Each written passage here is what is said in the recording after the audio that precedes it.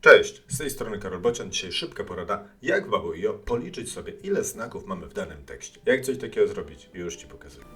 Chcesz budować aplikację webową? Skorzystaj z platformy No-Code, gdzie bez programowania w Babbo.io bardzo szybko stworzysz sobie aplikację webową. Będziesz mógł ją wrzucić też w App Store albo w Google Play. Ja jestem Karol Bocian, od lat programuję oraz tworzę oprogramowanie, a Tobie on oferuje kilka rzeczy. Konsultacje z Babbo.io, abyś tworzył jeszcze lepsze aplikacje, kursy, w których nauczysz się, jak tworzyć aplikacje w Babbo.io od podstaw.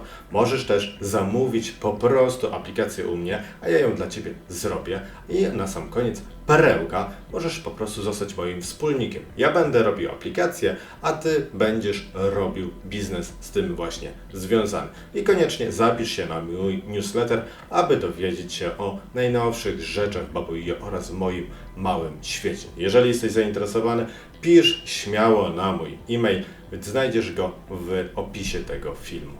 Hej!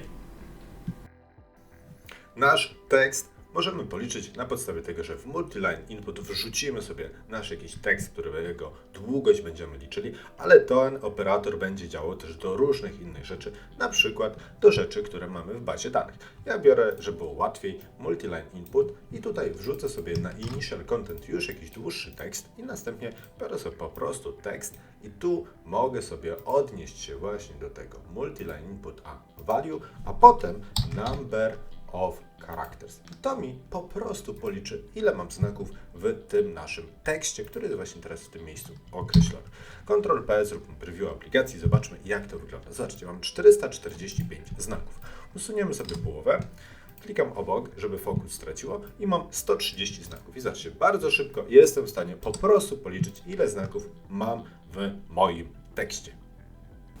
I to już wszystko, co dla Ciebie dzisiaj przygotowałem. Dziękuję za Twoją uwagę, serdecznie zapraszam Cię do subskrybowania mojego kanału oraz do obejrzenia pozostałych materiałów. A jeżeli chcesz, abym zrobił dla Ciebie jakąś niesamowitą aplikację, napisz do mnie maila albo zostaw komentarz. Cześć!